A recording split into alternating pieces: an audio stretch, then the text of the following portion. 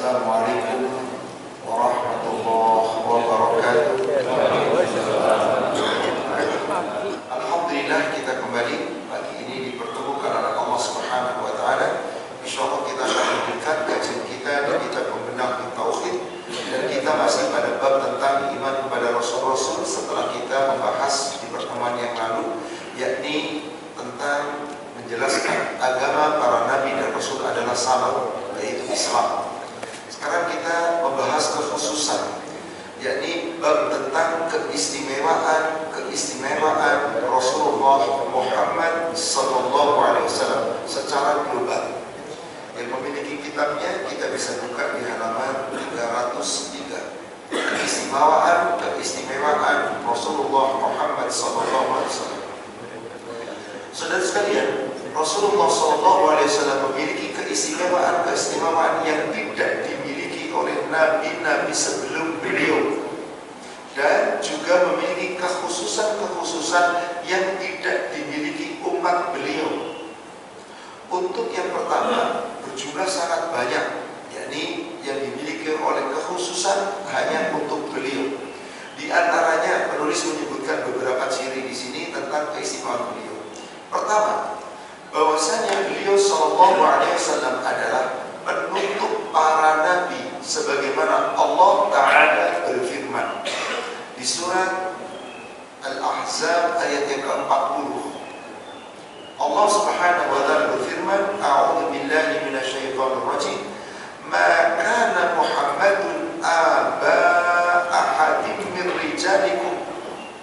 Muhammad sallallahu alaihi wasallam bukanlah salah seorang dari bapak-bapak di antara kalian, walakin Rasulullah wa khataman nabiyyin.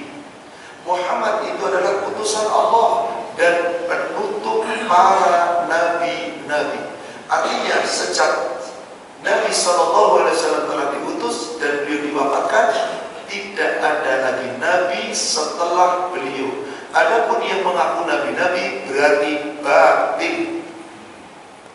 Tapi ada pengakuan yang batil yang kemudian diyakini itu adalah nabi, terutama bagi orang yang mengaku agamanya Islam, tapi Islam Ahmadiyah yang berkembang di mana? Di daerah Gujarat di India. Sebetulnya dulu adalah cara orang-orang kufar memecah belah Islam.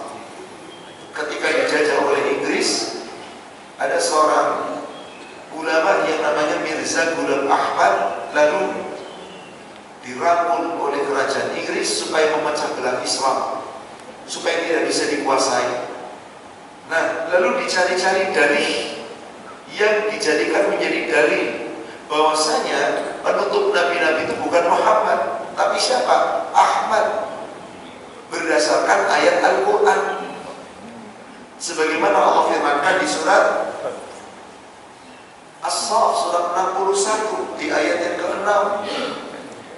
Allah Subhanahu wa taala berfirman, ya Bani Israel, hai Bani Israel, inni Rasulullah ilaikum, aku ini utusan Allah untuk kamu semuanya, musaddiqan lima baina yadayhi, yang membenarkan semua ayat-ayat kitab-kitab yang diturunkan sebelumku, wa musaddiqan bi rasul, dan aku memberikan kabar gembira di samping membenarkan, wa mubasysyiran bi rasul, aku memberikan kabar gembira akan datangnya seorang rasul, ya'ti min ba'di, datang setelahku, ismuhu Ahmad, namanya adalah, coba siapa yang disebut oleh Allah di surat As-Saff itu, surat 61 ayat 6? Nabi terakhir setelah Nabi Isa nanti siapa?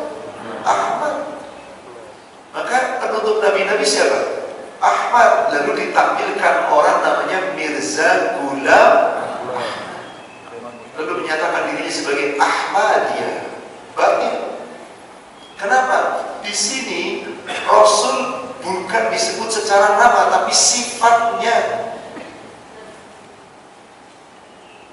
Di dalam kaidah bahasa Arab, Pak, kalau ada sebutan sebuah kata tunggal kemudian mau diterjemahkan dengan jamak dan superlatif, contoh, ada orang namanya Hamid. Apa artinya Hamid, Pak? Kata dasar daripada Al-Hamid, daripada nama Allah yang maha terpuji. Jadi kalau Hamid, terpuji, satu kalimat, terpuji, kata tunggal. Jadi kalau ada orang yang sifatnya terpuji, orang itu disebut Hamid, sifatnya Hamid. Di dalam bahasa Arab, kalau ada kata sifat, kata kerja dijadikan menjadi kata benda, ditambah apa? Kalau dalam bahasa Indonesia kata kerja jadi kata benda ditambah apa? Di depan. Mencuri, pencuri, perbuatannya mencuri, orangnya pencuri. Memiliki, orangnya pemilik. Memukul, orangnya memukul. Membunuh, orangnya pembunuh. Kalau dalam bahasa Inggris berubah kata kerja jadi kata benda ditambah apa? ER di belakang, bukan di depan. ER di belakang. Drive, mengendarai, orangnya driver. Driver.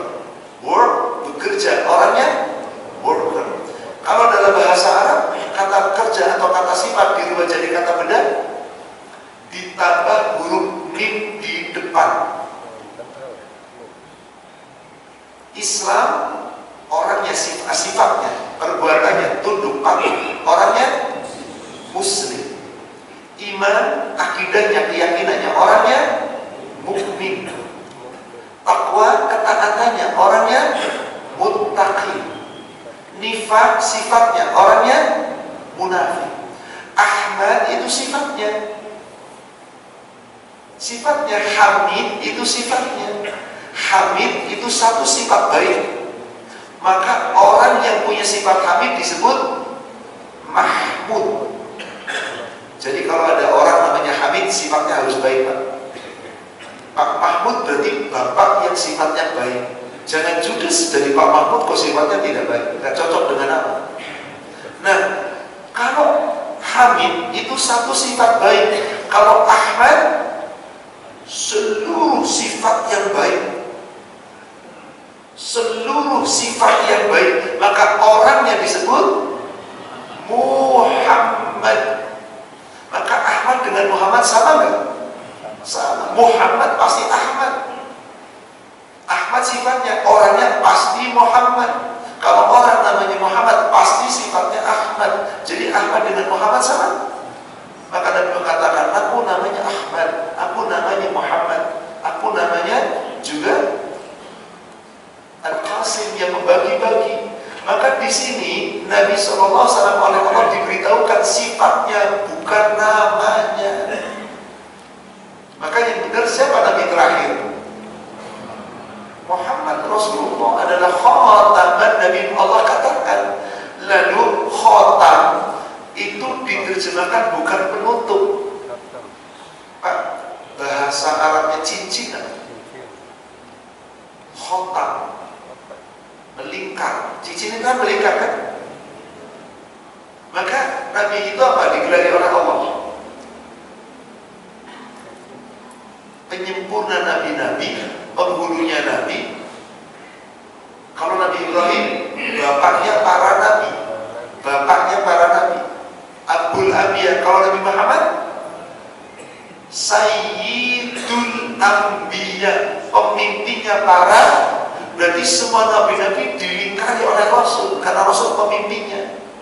Maka kata-kata khataman Nabi tidak diterjemahkan dengan penutup nabi-nabi, cincinnya Nabi. Sementara penutupnya Mirza Ghulam, kan ini ngawur, Pak.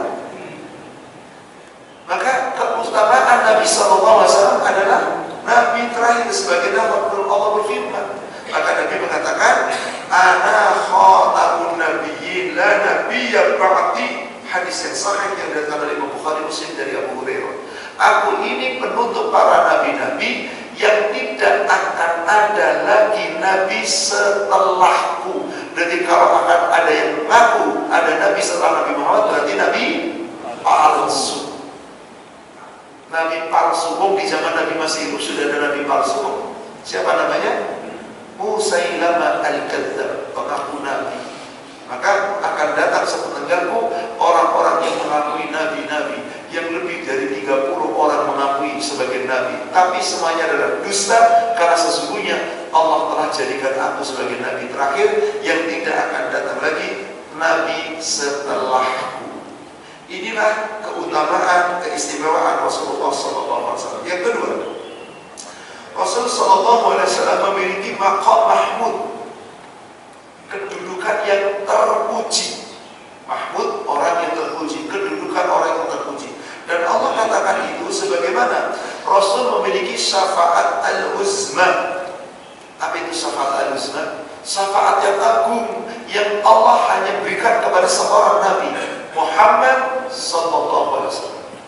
Berdasarkan peristiwa di mana ketika nanti di padang mahsyar diceritakan dalam hadis riwayat Bukhari Muslim, ketika orang-orang di padang mahsyar dalam keadaan kebingungan, dia datang kepada siapa? Adam. Ya Adam, engkaulah bapaknya manusia. Semua manusia berasal dari engkau, maka mohonlah syafaat kepada Allah. Kata Adam, aku pernah berbuat salah. Tidak pantas aku berbuat memberikan syafaat kepada kalian. Datanglah kepada Nuh. Wahai Nuh, engkaulah nabi yang diutus oleh Allah, yang menegakkan akidah, yang semua manusia dibinasakan kecuali hanya orang beriman. Maka keturunanmu adalah keturunan orang beriman.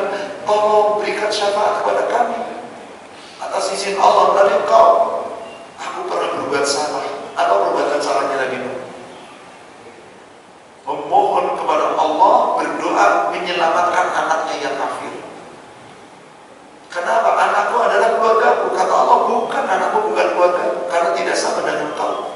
Orang kafir bukan dari bagian dari keluarga. Maka kemudian Nabi Nuh bertobat. Maka salah itu saja Nabi Nuh merasa malu. Maka datanglah kepada Ibrahim, Abul Anbiya, bapaknya para nabi. Apa kata Nabi Ibrahim? Aku pernah berbuat salah pada Allah. Apa perbuatan salahnya Nabi Ibrahim? Apa? Ketika pernah berdusta. Pernah nggak Nabi Ibrahim berdusta? Pernah. Apa salah satu doa dustanya Ibrahim? Ketika membunuh, menghancurkan, maka bukan membunuh, menghancurkan berhala yang paling gede dihancurkan. Lalu kapaknya disandarkan di apa? Yang semua berhala kecil dihancurkan. Kapaknya diletakkan di mana? Rajanya berhala yang paling gede, yang paling depan. Lalu ketika ditanya, hai Ibrahim, kamukah yang menghancurkan Tuhan-Tuhan kami? Kata Ibrahim, bukan. Tanya aja tuh sama berhala yang paling gede. Tuh kapaknya di sini. Loh, bagaimana berhala bisa bicara? Loh, udah tahu nggak bisa bicara, kamu sembah. Kan dusta, tapi dusta apa namanya? Siasat. Sebetulnya tidak berdosa, karena bersiasat. Karena Nabi Ibrahim mengatakan, tanyakan saja. Kalau memang kamu menyembah dia, kenapa tidak bertanya kepada Tuhan Anda? Bagaimana bisa bicara? Dia adalah cuma batu yang kami jadikan sebagai Tuhan kami. Kalau begitu, kenapa kau menyembah sesuatu yang tidak bisa menolong dirinya, apalagi menolong umat? Tapi yang namanya hati tertutup, akhirnya Nabi Ibrahim disiksa dengan cara dibakar. Itulah, maka kata Nabi Ibrahim, mintalah kepada Nabi Musa. Terus kata Nabi Musa, mintalah kepada Nabi Isa. Terus akhirnya Pak, mintalah kepada Nabi Muhammad SAW. Maka Nabi Muhammad memiliki syafaatul uzma, syafaat yang azim, yang agung, sebab Nabi memang Nabi pertama yang diberikan izin oleh Allah memberi syafaat nanti di yaumil akhir. Sementara Nabi-Nabi setelah Nabi Muhammad, maka keuntungan kita umat Nabi Muhammad apa Bapak Ibu?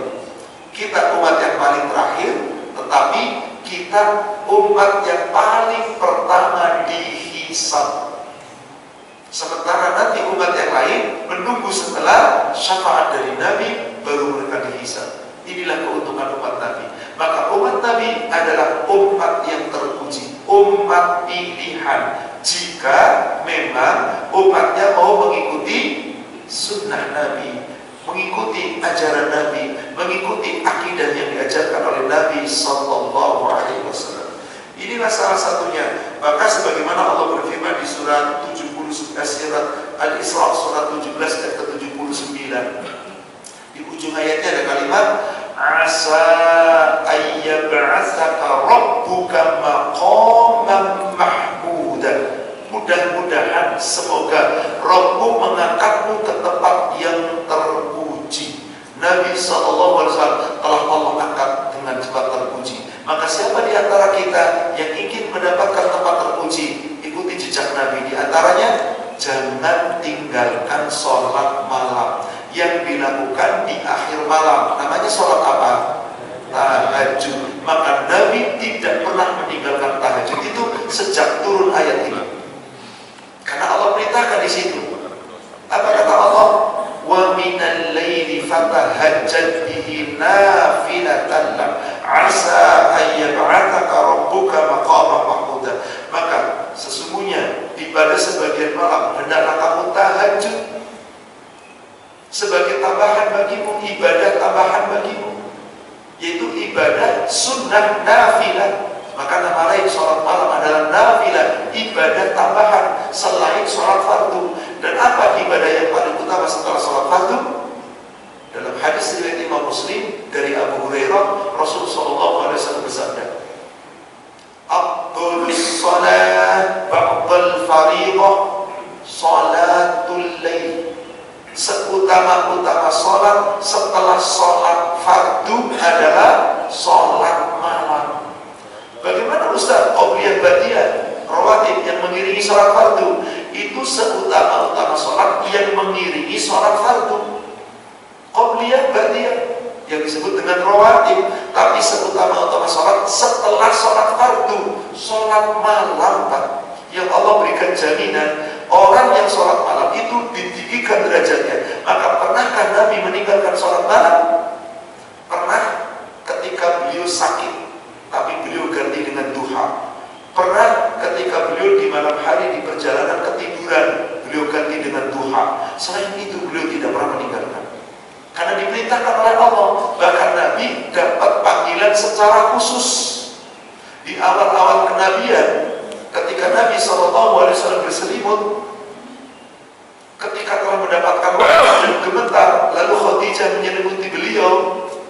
Kemudian beliau dalam pelukannya Khadijah di dini hari, di malam hari. Apa perintah Allah? Allah turunkan ayat di surat Al-Muzammil. Ini termasuk ayat-ayat yang pertama-tama turun. Surat 73 ayat 1 sampai dengan ayat 3. Ya ayyuhal muzammil, hai orang-orang yang berselimut, qumil lail, bangunlah kamu di waktu malam, illa qalila, kecuali sedikit saja. Jangan sepanjang malam, sedikit aja. Pilih, silakan yang mana. Nisfahu, boleh kamu pilih bangun di tengah malamnya. Awik musminhu qalila, atau kurangi dari tengah malam itu sedikit. Auzid alaihi, atau tambah kata sedikit setelah tengah malam itu. Warattilil Qur'ana tartila, dan bacalah dalam sholat malammu, baca Quran dengan tartil. Ini perintah, Pak. Maka Nabi sejak turun ayat ini gak pernah meninggalkan sholat malam. Apalagi dipertegas dengan ayat berikutnya tadi, yaitu surat 17 ayat yang ke-79, wa minal laili fatahajjad bi. Maka Bapak Ibu, seseorang kelak mulia di surganya Allah, salah satu sebabnya apa, Pak? Sholat malam. Assalamualaikum warahmatullahi wabarakatuh.